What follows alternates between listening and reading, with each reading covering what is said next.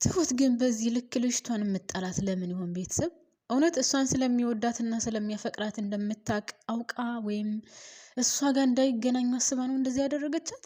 በዛ ላይ ደግሞ የመኪና አደጋ ወይም የሆነ አደጋ የደረሰባት ነገር አለ ልጅቷ። እውነት ልጅቷ እንድትሞት ፈልጋ ያደረገችው ነገር ይሆን? ቤተሰብ እኔ ግን ልጅቷ በጣም አሳዘነችኝ።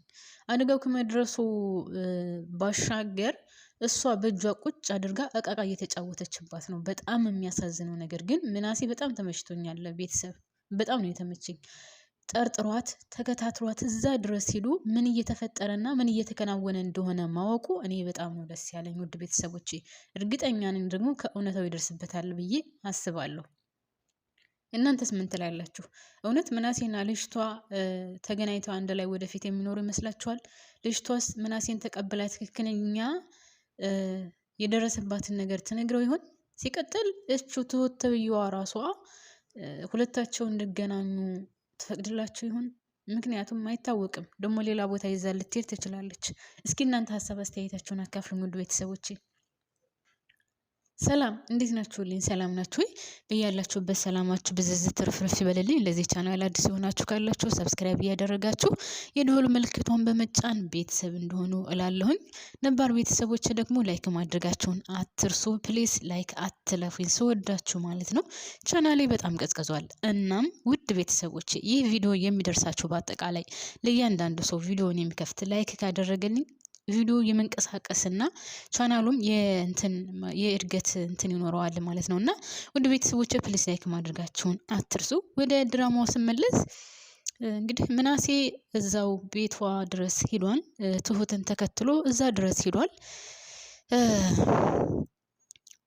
ልጅቷ ግን ስላወቀችው በጣም ነው ደስ ያለኝ። ያው እሷ ታውቃለች መጀመሪያ ሲጀመር ከትሁት ጋር ትሁትን ተከትሎ ሄዶ እያለ አይተው እያለ ጠይቃን ነበር። ያው ስላልመለሰችላት እንጂ ሲቀጥሉ ወደ ቤተሰቦቼ ምናሴ በድጋሚ ተከታትሎ እዛ ቤት መሄዱን እኔ በጣም ነው ያስደስተኝ። በጣም ነው ከሚገባው በላይ ያከበርኩት የወደድኩት ማለት ነው። በጣም ነው ደስ ያለኝ እውነት ለመናገር እውነታውን ለማወቅ እዛ ድረስ መሄዱ እና ደግሞ ትሁት የሆነ ነገር እያደረገች እንደሆነ ገብቶታል ማለት ነው ምናሴ።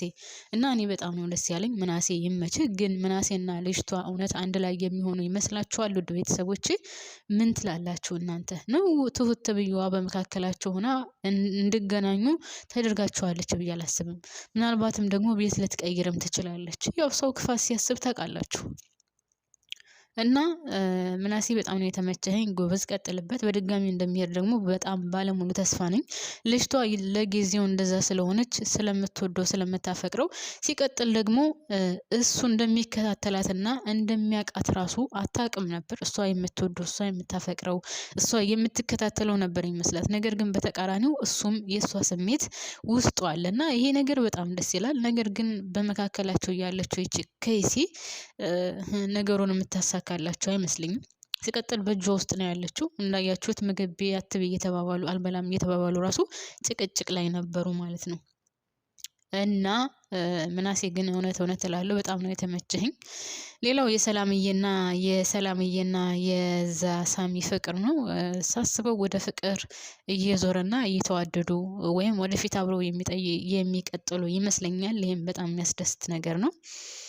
ሌላው ያው የወርቁ ጉዳይ እስካሁን ድረስ ምንም አዲስ ነገር የለም። ያሰቀኝ ነገር ደግሞ እዚህ ላይ ምንድነው የተምቹ መቀደዳው። ጎበዝ ነው፣ የሚችለውን አድርጓል፣ ልርጦ አምልጧል። ግን ደግሞ ደበደብኩት መታወት ያልከው ነገር ተምቹተው ትንሽ ያበዛው አልመሰለክም? እና ተምቹዬ ተመችተኛል፣ ግን ቢሆንም በጣም አብዝተዋል። ሌላው ወይዘሮ ሜላት ስላስገባቸው ደብዳቤ ነው። ወይዘሮ ሜላት በግዴታ ደብዳቤ ማስገባት አለብሽ፣ ወይም እሷ የሰጠችሽ የሆነ ሕግ አለ እሱም በአጠቃላይ ፈርመሽ ይቅርታ ጠይቀሽ ነው መግባት ያለብሽ ተብላለች። እሱን ነገር አላደርገውም ብላ ነበረ። ግን ደግሞ ሀና ያው እንግዲህ እንደምታውቁት በመካከላቸው ገብታ የሆነ ነገር ፈጥራለች ማለት ነው። እና ወይዘሮ ሜላት አሁን የገባችበት ሁኔታ በጣም የሚያሳዝን እና በጣም የሚያሳቅቅ በጣም የሚያሳዝን ነው። ሀና ደግሞ ይህንን ነገር ልትረዳ አልቻለችም። የሀና አለመረዳት እኔን አሞኛል ቤተሰብ። እውነት ነው የምላችሁ ሀና እናቷን አለመረዳቷ ሀና አሁንም ቢሆን ወይዘሮ ሜላትን በድጋሚ የምላችሁ ችግር ውስጥ እየከተተቻት ያለችው እሷ ናት። እኔ ወይዘሮ ሜላት ባትመለስ ባይ ነኝ። አሁን ይሄን ያልሽውን ነገር አልፈርምም አልፈልግም ብላለች። ለዩኤልም ነግረዋለች። በነገራችን ላይ እዚህ ላይ ዩኤል በጣም ነው ያሳዝነኝ። ለወይዘሮ ሜላት መጥፎ ነገር አስቦ አልነበረም፣ ግን እንደ እድል ሆኖ ያው አንድ ጊዜ ጠመመባቸው አይደለ? እንደ እድል ሆኖ አልተሳካላትም። ስራው ጥሩ ስራ ቢሆንም እቺ የሆነች ተንከሲስ ነገር በመካከሏ ሆና ልታሰራት አልቻለችም። ግን በዚህን ያክል ሰው ክፉ ይሆናል እንደ በኢየሱስ ስም ምን አለበት ልጆቿን ሰርታ ብታስተዳድርበት። ኧረ የሰው ክፋትማ በእግዚአብሔርን እንጃ። እኔ በጣም ከባድ ነው ሆነን ለመናገር እና በዚህ ላይ ግን ዩኤል በጣም አሳዘነኝ። ማለት እሱ አሁን መደገፍና ቢችል ማድረግ የሚፈልገው ለወይዘሮ ሜላት ነው። ግን ደግሞ ወይዘሮ ሜላት አቶ መዘክር እስከሚመጣ ድረስ እዛ ቢሮ እንድትቆይ ልታደርጋት አልቻለችም። እሱም ደግሞ ምንም መናገር አይችልም። አንደኛ ደረጃ የእሱ ድርሻ 5% ነው፣ የልጅቷ ደግሞ 18 ነው 15% ነው። እሷ ምንም አይነት የመናገር እንትን የላትም፣ አቅም የለውም። እሱ የሚፈልገውን ነገር ማድረግም አይችልም። ስለዚህ የምትለውን መታዘዝ እንጂ ሌላ ምንም አማራጭ የለውም ነበረ። እና እውነት ለመናገር ዩኤል በጣም ነው ያሳዘነኝ። 30 ጊዜ ወይዘሮ ሜላትን ይቅርታ ሲጠይቅ እሷ ደግሞ በጭራሽ አንተ ይቅርታ ማለት የለብህም ምክንያቱም ይቅርታ የሚያስጠይቅ ነገር ነው ስትለው የነበረው። አዎ ይቅርታ የሚያስጠይቅ አይደለም፣ ግን ደግሞ ያለችበት ሁኔታ በድጋሚ ነይ ቶሎ ብሎ እንደዛ ችግር ውስጥ እንድትገባ ወይም እንደዛ ችግር ውስጥ ስትገባ ማየት በጣም ከባድ ነው። ጭንቅላት ላለው ሰው እንደ ዩኤል ጭንቅላት ላይ ያለው ሰው ለምሳሌ ዩኤል በከፋው በቸገረው ጊዜ በጨነቁ ጊዜ ስለደረሰችለት የድርጅቷ ሰራተኛ ስለነበረ ስለሷ ማንነት ጠንቅቆ ስለሚያውቅ ታውቃላችሁ በጣም ነው የተሰማው እንደዚህ ሁና በማየቱ። እንደገና ደግሞ ብዙ ነገር ያየ ሰው እዚህ ድረስ ወርዶ እንደዚህ መሆኑ በጣም የሚያሳዝን ነው። እንግዲህ ያው ሀናንም ለማናገር ሞክረው ነበር። ሀና ምንም አይነት መልስ አልሰጠችውም። ብቻ ነገሩ በጣም ነው የሚያሳዝነው። ቤተሰብ ወይዘሮ ሜላት የገባችበት ሁኔታ በቀላሉ የሚፋታ አይመስለኝም። ሲቀጥል አሁን ይሄን ወረቀት የምትፈርሚው አቶ መዘክር እስከሚመጣ ነው። አቶ መዘክር ከመጣ በኋላ ምንም ነገር አይፈጠርም፣ ወደ ነበረበት ቦታ ይመለሳል ምናምን። እኔ ሳስበው አቶ መዘክር ራሱ ቢመጣ ሎሊት ተብዬዋን ቦታዋን ቢያስለቅቃት ወይዘሮ ሜላት በጭራሽ የምትመለስ አይመስለኝም። አቶ መዘክርንም በሆነ ነገር ታስረዋለች ብዬ ነው የማስበው። ወይም የሆነ አላረል እንዳያስታውስ የሆነ እንድረሳ እሷን ብቻ እንድወዳት ምናምን የምታደርግ ነገር ሁሉ ነው ይመስለኝ። ታውቃላችሁ ቤተሰብ ከክፋቷ የተነሳ በጣም ተማምናለች። ታውቃላችሁ ቤተሰብ በጣም ተማምናለች። እሱ ቢመጣ ባይመጣ ምንም አይነት ደንታ አይሰጣትም። ምንድነው ያለችው? እንደውም ዩኤልን አቶ መዘክር ሲመጣ እንደውም ከወይዘሮ ሜላት በላይ ስራ ሰርቼ ጠብቀዋለሁ። ስለዚህ በፍጹም አይረሳኝም ምን ያለችውና እኔን አያባረረኝም ምን ያለችውና እንግዲህ እሱን ወደፊት የምናየው ይሆናል። ሌላው ውድ ቤተሰቦቼ የአቶ ኖላዊ ጉዳይ ነው። አቶ ኖላዊ እንግዲህ ሁሉም ነገር አስጠልቶት ሀናም ብትሆን አይነ ላፈር ብለዋለች፣ ፋኖስም ብትሆን አይነ ላፈር ብለዋለች። እና ያው የሰው ልጅ ብቻውን ሲቀርና ሲናደር ደግሞ ወደ መጠጥ ቦታ ነው የሚሄደው። እኔ ግን የሚገርመኝ ነገር ቤተሰብ ወንዶች የኔ ግራ የገባኝ ነገር አሁን ድረስ ሊገባኝ ያልቻለው ነገር ለመጠጥ ብር ያገኛሉ። የቤት ወጪ ምናምን ግን ብዙ ጊዜ እንደዚህ ባለትዳሮች ምናምን አሁን ድራማ ላይ ስታዩ ብር ስጠኝ ምናምን እየተባባሉ ይጭቀጭቃሉ በቤት ወጪ ምክንያት። ወንዶቹ ግን ለመጠጥ ሲባል ብር ያወጣሉ። ለምንድን ነው? አሁን አቶ ኖላዊ ጉቦ ተቀብሎ ምናምን ነው እስከዛሬ ድረስ ከምዕራፍ 1 ጀምሮ አሁን እስከ ምዕራፍ 2 አቶ ኖላዊ እንደዚህ ሲጠጣ አይቼው አላቅም። እንደዚህ ሆነም አይቼው አላቅም። ብር አጣው ብሎ ነው አይደል ጉቦ እየተቀበለ ያለው። ሰው ጉቦ ተቀብሎ ሰው በዚህ ልክ እንዴት መጠጥ ይጠጣል? ቤተሰብ እኔ በጣም ነው ግራ የሚገባኝ እውነት። ሰው ድሃ ሆኖ እንዴት መጠጥ ይጠጣል? በዚህ ደረጃ በዚህ ልክ እናንተ እስኪ ሀሳባችሁን አካፍሉኝ። ማርያም እኔ ሊገባኝ ያልቻለው ነገር ቢኖር ይሄ ነው። ለሌላ ነገር ብር የላቸውም፣ ለመጠጥ ሲባሉ ግን ብር ያወጣሉና ይሁን ለመናገር በጣም የሚገርም ሁኔታ ነው ወይም የሚገርም ነገር ነውና ወደ ቤተሰቦችን በጣም ስለገረመኝ ነው።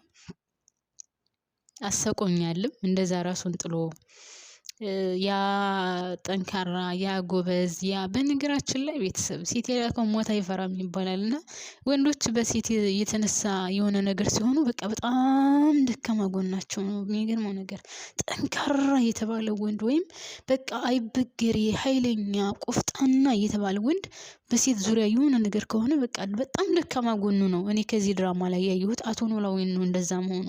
ግን አቶ ኖላዊ ሁላችንም እንደምናውቀው በጣም ጠንካራ ጎበዝ፣ ምንም ነገር የማያሸንፈው፣ ድህነቴን የተጋፈጠ በምንም ቦታ የማይገኝ በጣም ጎበዝ፣ ከድህነት ውጭ ምንም አይነት ነገር የሌለበት ነበር። አሁን ግን አስባችሁታል?